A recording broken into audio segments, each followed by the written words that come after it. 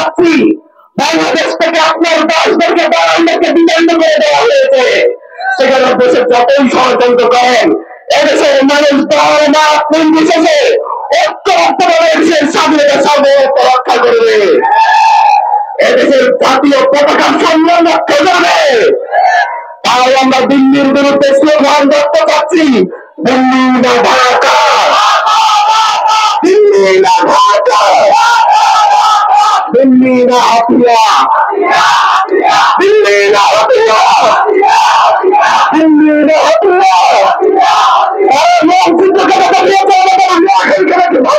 রক্ত করবে তাদের সেই দুঃস্বপ্ন, স্বপ্নকে কি দুঃস্বপ্ন বন্ধ করবে, এই দুঃস্বপ্ন বন্ধ করবে।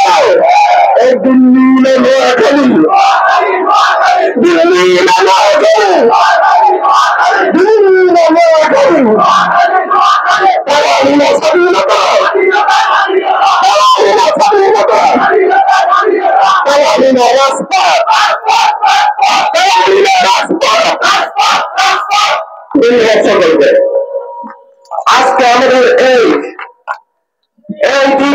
হাজার হাজার মানুষ এখানে দাঁড়িয়েছেন, এখানে এসেছেন।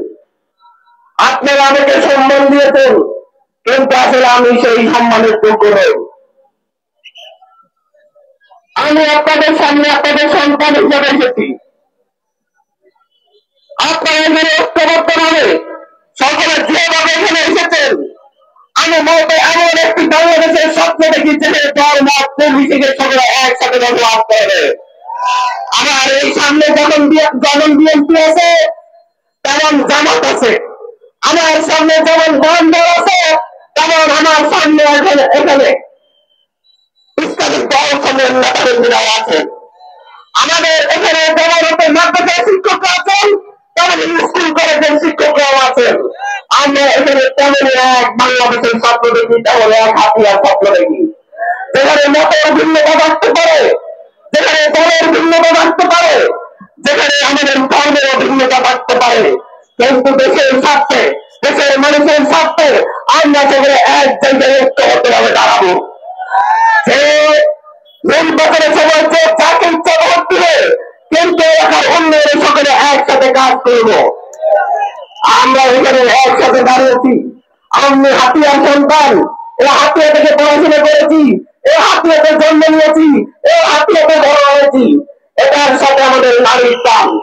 আজকে যখন আমাকে কোথাও জিজ্ঞাসা করা হয় আপনার মধ্যে এই প্রতিবাদী মানুষের কাছে থেকে এসেছে, আমি বলি যে আমার এই প্রতিবাদী মানুষের দাঁড়াচ্ছে কি হাতিয়ার আবহাওয়া ও জলবায়ু। আমি বলি আমি সেই দিক থেকে এসেছি যেখানে আমি ঘরের মধ্যে 4 নম্বর ছাত্রদের মধ্যে নদী তার হওয়ার সাহস রাখি। আমি তাদেরকে বলি আমি এমন পরিবেশের সাথে ঘরে বেড়ে উঠেছি, আমি এমন সব মানুষের সাথে বিবাদ করেছি, এমন সব মানুষের সাথে বেড়ে উঠেছি যারা নদীর উত্তর ঢেউ ডিঙিয়ে যে এই অঞ্চলের জেলেরা সাগর থেকে আপনাদের জন্য ইলিশ মাছ ধরে নিয়ে আসে। আমি তাদেরকে বলি আমরা এমন এক জায়গা থেকে বেড়ে উঠেছি, এমন এক জায়গা থেকে বেড়ে উঠেছি যেখানে শিক্ষার্থীরা পড়াশোনা করার জন্য 5-6 কিলোমিটার হেঁটে তাদের শিক্ষা প্রতিষ্ঠানে যায়। আমরা এই প্রতিকূলতার মধ্য দিয়ে বেড়ে ওঠার কারণে কোন অন্যায় অফিসার আমাদেরকে স্পর্শ করতে পারে না। আমাদের এই প্রতিনিধি মানসিকতা হয়ে রয়েছে।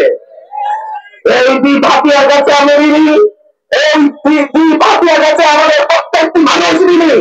কারণ আমাদের এই প্রত্যেকটা দ্বীপ হাতিয়ার মানুষ একসাথে বসবাস করে, এক পেটে খাওয়া দাওয়া করে। পাশের বাড়ির মানুষকে কেউ মন করে রাখে না, চাচা বলে রাখে, জ্যাঠা বলে রাখে, কাকা বলে রাখে, মামা বলে রাখে।